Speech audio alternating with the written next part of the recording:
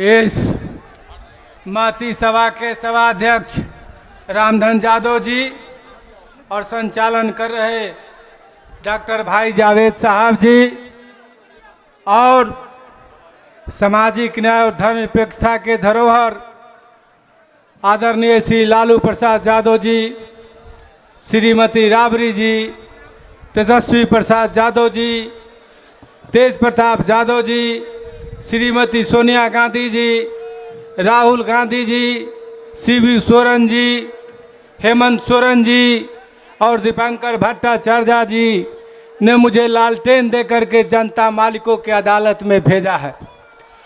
और आप लोग जानते हैं कि यह लड़ाई जो है यह लोकतंत्र बचाने की लड़ाई है, प्रजातंत्र बचाने की लड़ाई है।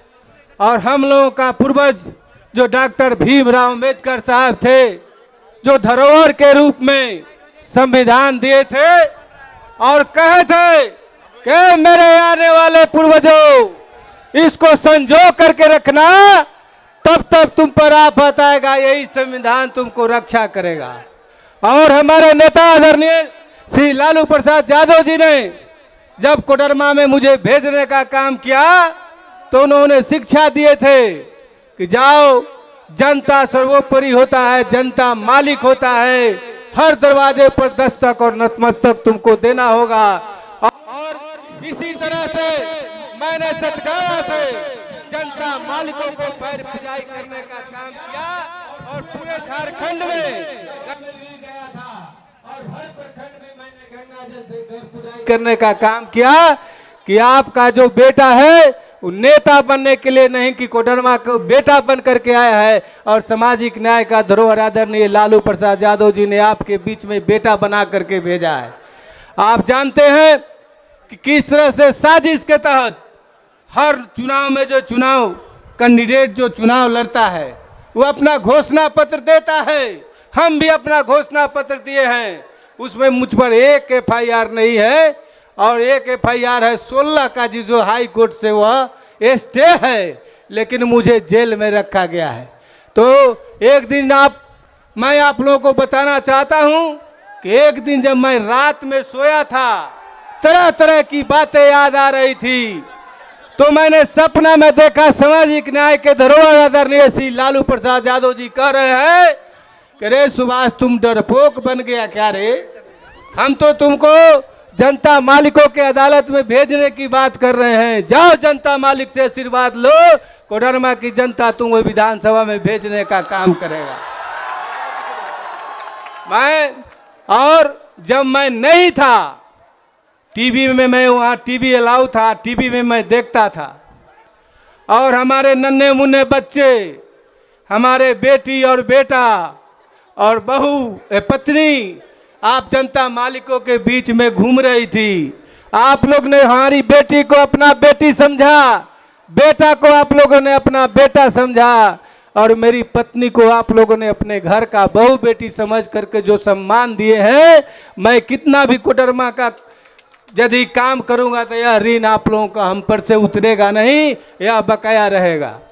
तो मैं बताना चाहता हूं कि चाहे कोरोना काल हो, सुभाष यादव पूरे झारखंड प्रदेश में, चाहे कोडरमा हो, राजधनवार हो, पांकी हो, बरकट्टा हो, जरमुंडी हो, महागामा हो, टाटा हो, चतरा हो, सिमरिया हो और पलामू के क्षेत्रों में मैंने सभी जगह अपना मुट्ठी भर अनाज लेकर के बांटने का काम किया कि हमारे मालिकों को किसी तरह का परेशानी नहीं हो।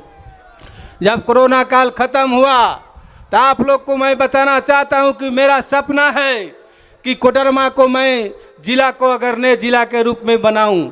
मेरे पास में कुछ पावर नहीं है, लेकिन उसके बावजूद भी मैंने सोचा कि एक क्षेत्र में मैं काम कर सकता हूं कि कोडरमा में मैंने 8000 आम का फलदार वृक्ष, फॉर्मेलिटी मैंने नहीं किया बल्कि 3 से 4 साल का पेड़ लगाने का काम किया और फरवरी वो मजर लगाए और मई में आप लोगों को फल खाने का मिलेगा। उसके बाद मैंने चाहे हिंदू हो, मुस्लिम हो, किसी लोगों का त्यौहार हो, मैंने सभी लोगों को सम्मान देने का काम किया। इसलिए कि हमारी पार्टी राष्ट्रीय जनता दल नफरत की बात नहीं करती है, राम रहीम में सामंजस्य की बात करती है और एकता की बात करती है। और हमारे लालू जी से हम लोगों ने सीखा है कि अपने पूर्वजों के इतिहास को याद करो। यदि आप अपने पूर्वजों के इतिहास को याद नहीं करोगे तो तुम गुलामी के जंजीर से छुटकारा तुम्हें नहीं मिलेगा। या हम लोग जगदेव बाबू को मानने वाले हैं, हम लोग जननायक कर्पूरी ठाकुर के मानने वाले हैं, हम लोग बाबा भीमराव अंबेडकर साहब के मानने वाले हैं। और यह इन लोगों महापुरुषों का सपनों को सर जमीन पर उतारने का काम हमारे आदरणीय श्री लालू प्रसाद यादव जी ने किया है। और जब जब हमको मौका मिलता था इनके साथ गाड़ी में बैठने का और जाने का, तो अपने जीवन का इन्होंने कुछ घटित घटनाएं हमको बताते थे कि जब हम कर्पूरी ठाकुर जी को जब हम अगला सीट पर बैठा करके गाड़ी चलाते थे और तेजी में चलाते थे तो कर्पूरी ठाकुर जी कहते थे कि लालू जी आप बहुत तेज गाड़ी चला रहे हैं। तो हमको समझ जाते थे कि अब कह रहे हैं कि धीरे धीरे चलाना है गाड़ी, हम गाड़ी धीरे कर देते थे।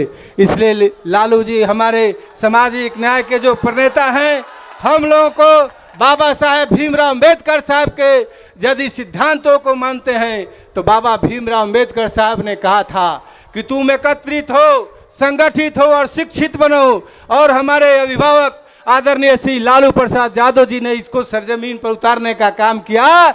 इनका सोच था कि जो आर्थिक स्थिति से सुदृढ़ नहीं है, जो पढ़ लिख नहीं सकता है, जो पढ़ेगा नहीं तो जागेगा कहाँ से, तीनों ने चरवाहा विद्यालय खुलवाने का काम किया और भारतीय जनता पार्टी के लोग उसको हाशिए पर डाल दिया। यह लालू यादव जी का सपना था।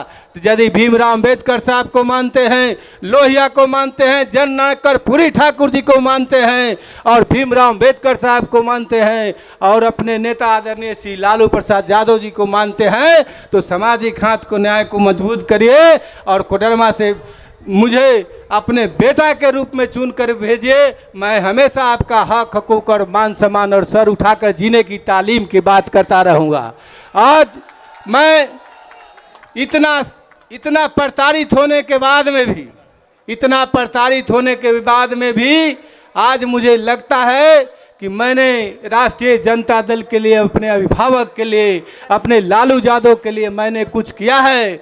कि जब मुझे सुबह में इनका फोन आया कि हम सुभाष आ रहे हैं, 10 बजे आ जाएंगे, उसके बाद में फिर कार्यालय से फोन आया कि जब हेलीकॉप्टर उड़ान भर रही थी तो हेलीकॉप्टर खराब हो गया, तो मैं मायूस हो गया और मुझे हिम्मत नहीं जुटा पाए कि इस परिस्थिति में इनको मैं कैसे कहूं कि आप रोड से आइए।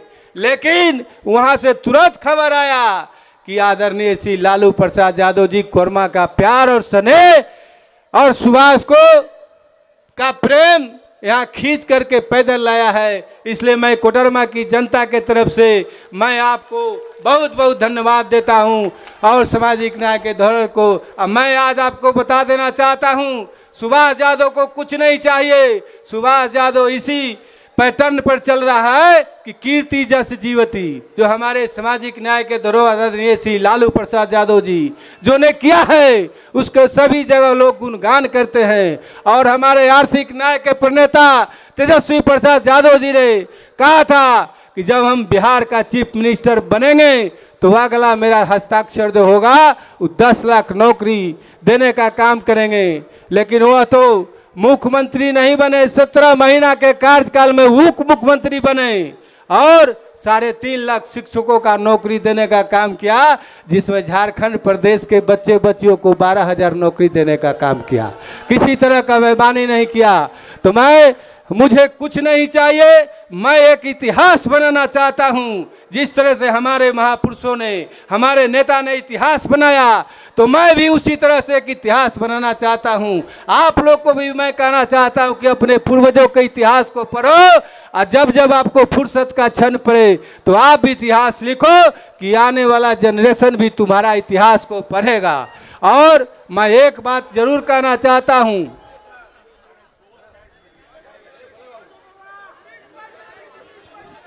कि कोडरमा से जब मेरा अंतिम विदाई हो जो सभी लोगों को होता है, जो इस मृत्यु भूमि पर आता है, सब लोग एक दिन जाता है। तो मैं आपको आशा और विश्वास दिलाता हूं कि आपसे मैं कुछ लेने नहीं आया हूं, बल्कि एक काम जरूर करना कि जब मैं अंतिम बराती मेरा जाएगा तो एक कफन दे देना। यही हम जानेंगे कि आप लोगों का बीच में हमने काम किया है और कर्म किया है, यही मेरा फल है। तो मैं आप लोग से निवेदन आरजू विनती करने आया हूं कि यदि जनता के अदालत में फैसला होती है, वो सर्वोपरि फैसला होता है। तो आने वाले 13 तारीख को आप ललटेन पर बटन दबाएं और अपने बेटा को विजय बनावें। सभी लोगों को आदाब, सलाम, प्रणाम, जोहार।